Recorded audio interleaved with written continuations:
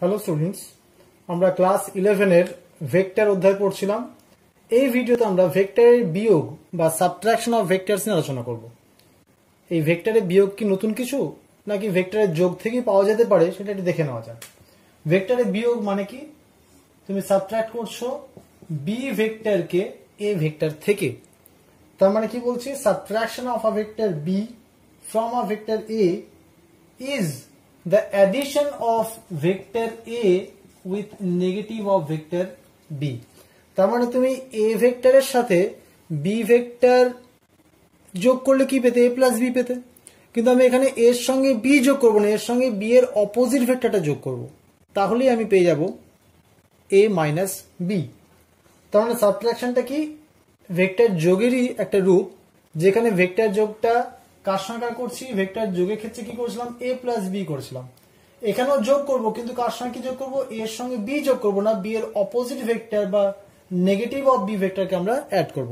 চলো ছবিতে দেখে নেওয়া যায় কিভাবে অ্যাডটা করা যেতে পারে। মনে করো তোমরা এটা এ ভেক্টর, এটা বি ভেক্টর।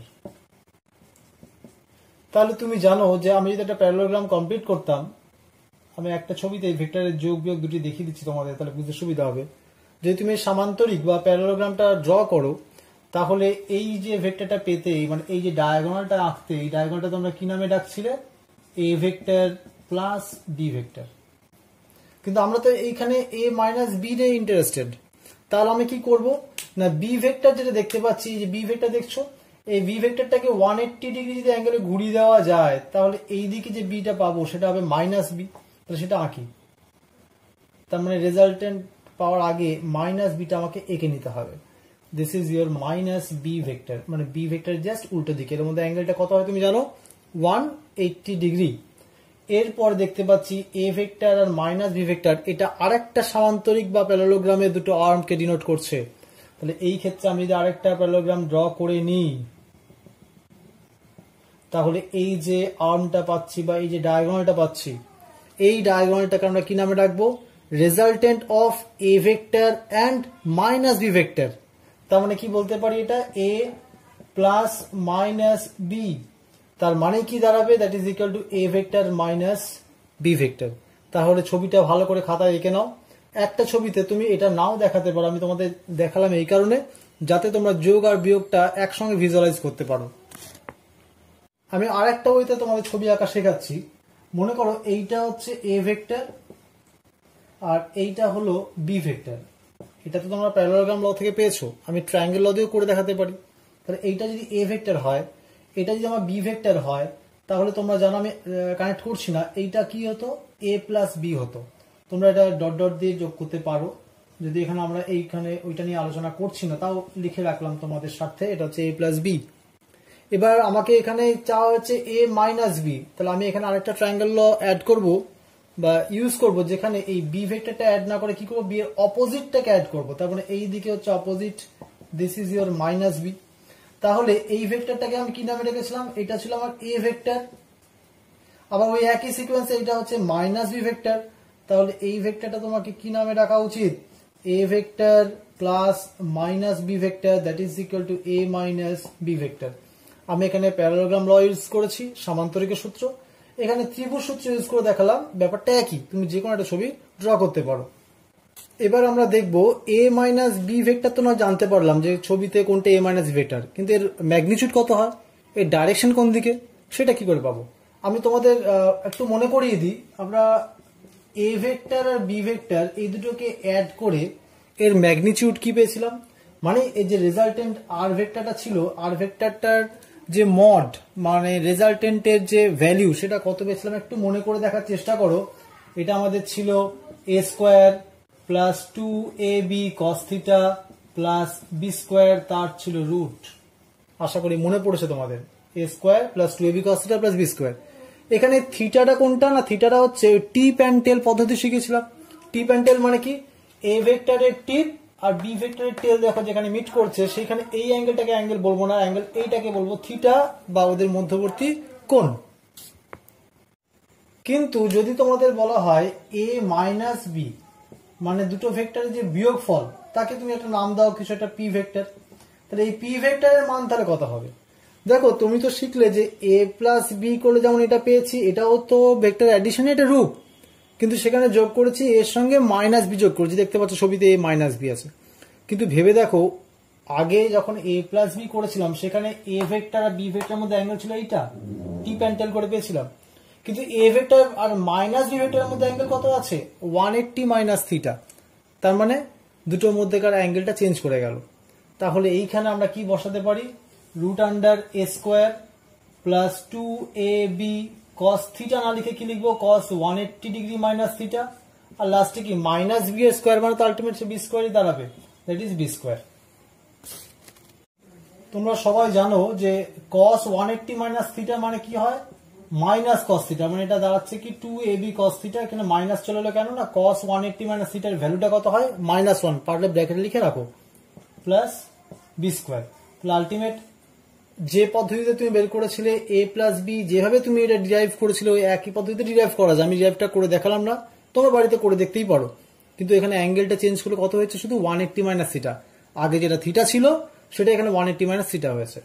আর কি ওখানে শিখেছিলাম একটু মনে করে দেখো, ওই রেজাল্টেন্টটা কত অ্যাঙ্গেল করেছি এই ভেক্টরের সঙ্গে। আমরা কি নাম দিয়েছিলাম? ফাই।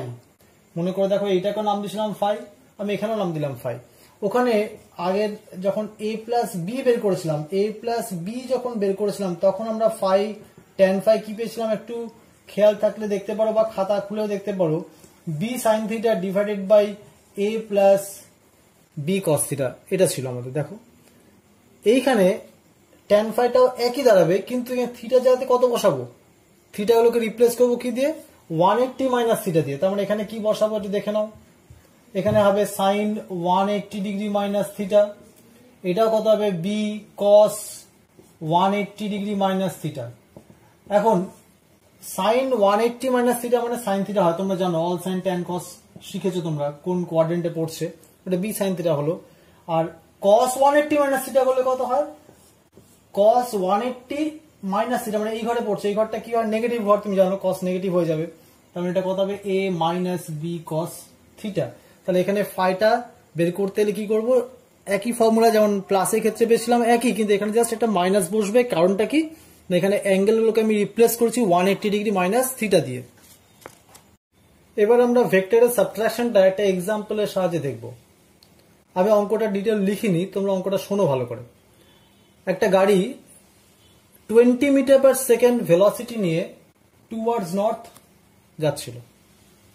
তারপরে গাড়িটা টার্ন নিল towards east with a velocity 15 metre per second, move করতে শুরু করলো।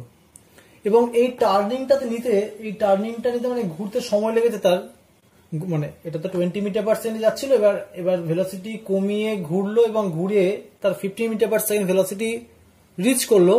এর জন্য সময় লেগেছে কত? 50 সেকেন্ড। তোমাকে বের করতে বলেছি তাহলে what will be the average acceleration during that interval. তাহলে ওই সময়ের মধ্যে তার গড় ত্বরণ কত ছিল। এখন তোমরা জানো যে অ্যাক্সেলারেশন মানে তোমরা কি শিখেছো?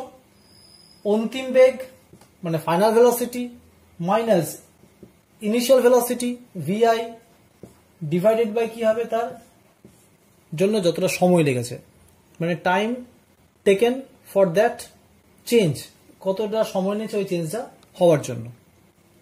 এখন এটা বের করবো কি করে?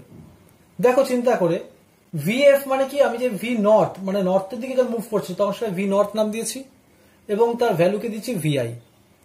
আর ভি ইস্ট যেটা ইস্টের দিকে যাচ্ছে সেটাকে আমরা বলেছি ভিএফ বা ভি ফাইনাল। তাহলে আমি সাবট্রাকশনের ইকুয়েশন ইউজ করে দেখি, তাহলে আমি লিখতে পারি, আমি আগে এই কাজটা করে নিচ্ছি তাহলে সুবিধা হয়। মানে ভিএফ মাইনাস ভিআই ভ্যালুটা বের করছি। আচ্ছা, ভিএফ মাইনাস ভিআই এটাকে আমি লিখতে পারি VF plus of minus Vi.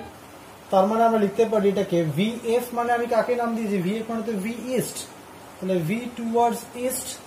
আর তার সঙ্গে তুমি কি করছো?